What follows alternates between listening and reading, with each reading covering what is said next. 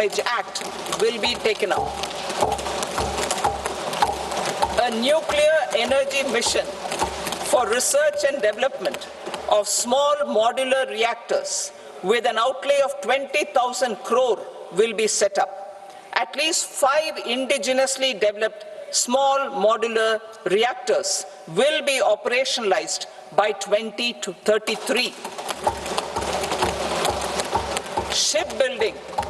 The shipbuilding financial assistance policy will be revamped to address cost disadvantages. This will also include credit notes for shipbreaking in Indian yards to promote the circular economy. Large ships above a specified size will be included in the infrastructure harmonized master list. Shipbuilding clusters will be facilitated to increase the range, categories, and capacity of ships. This will include additional infrastructure, facilities, skilling, and technology to develop the entire ecosystem. Maritime Development Fund. For long-term financing for the maritime industry, a Maritime Development Fund with a corpus of 25,000 crore rupees will be set up. This will be for distributed support and promoting competition. This will have up to 49% contribution by the government, and the balance will be mobilized from ports and from private sector. UDAN regional connectivity schemes. UDAN has enabled 1.5 crore middle-class people to meet their aspirations for speedier travel. The scheme has connected 88 airports, and operationalized 619 routes. Inspired by that success, a modified UDAN scheme will be launched to enhance regional connectivity to 120 new destinations and carry 4 crore passengers in the next 10 years. 4 crore additional passengers in the next 10 years. The scheme will also support helipads and smaller airports in hilly, aspirational, and northeast regional districts. Greenfield airports will be facilitated in Bihar to meet the future needs of the state. These will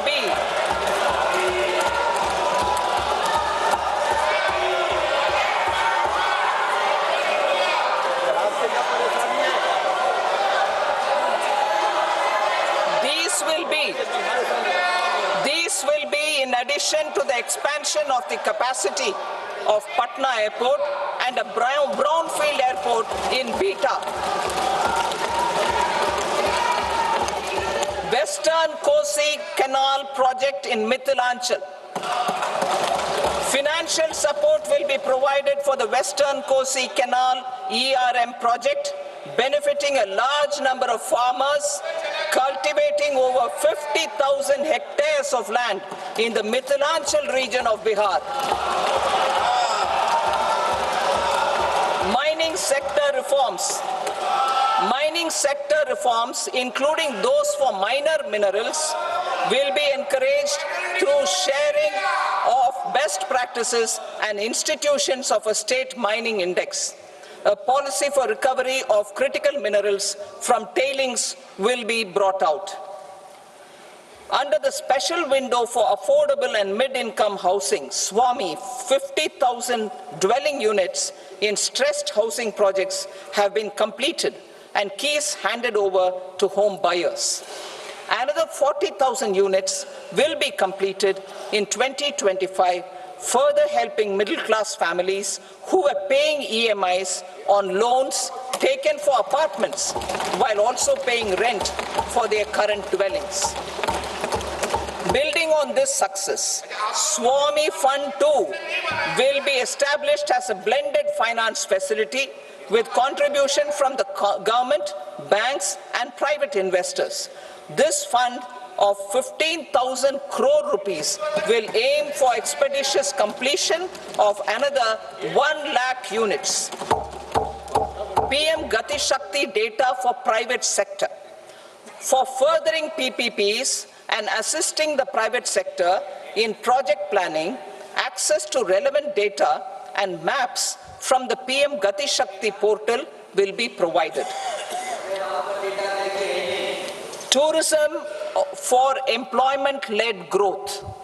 Top 50 tourist destination sites in the country will be developed in partnership with states through a challenge mode. Land for building key infrastructure will have to be provided by the states. Hotels in these destinations will be included in the infrastructure harmonized list.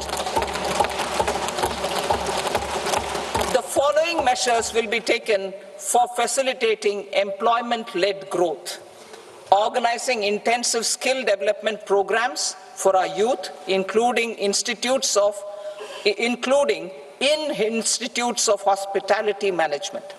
Providing mudra loans for homestays. Improving ease of travel and connectivity to tourist destinations.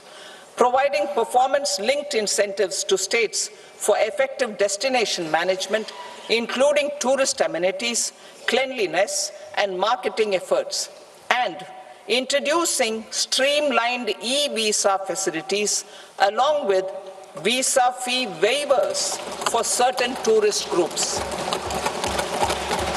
Continuing with the emphasis on places of spiritual and religious significance in the July budget, there will be a special focus on destinations related to the life and times of Lord Buddha.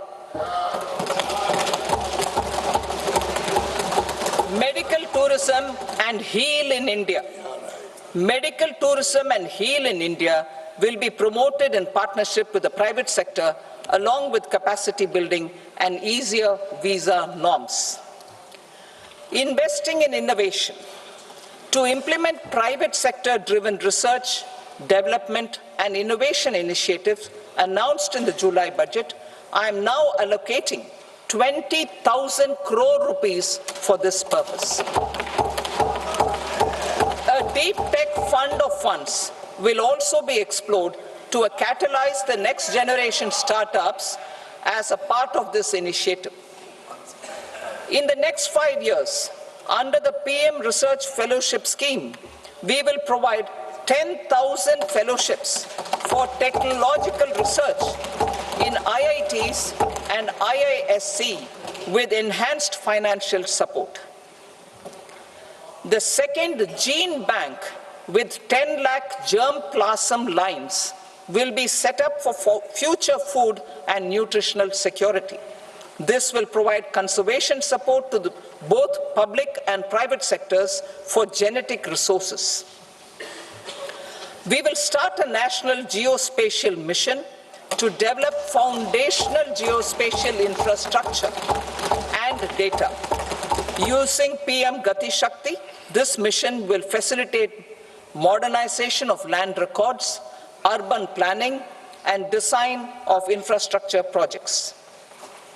A Gyan Bharatam mission for survey, documentation, and conservation of our manuscript heritage with academic institutions, museums, libraries, and private collectors will be undertaken to cover more than 1 crore manuscripts.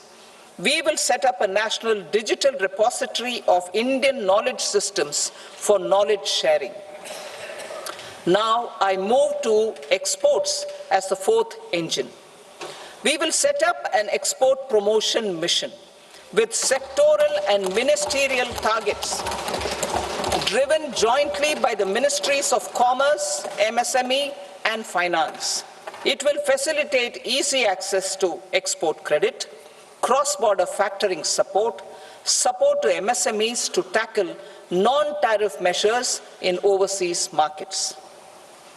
A digital public infrastructure, Bharat Trade Net, for international trade will be set up as a unified platform for trade documentation and financing solutions. This will complement the Unified Logistics Interface platform. The BTN will be aligned with international practices.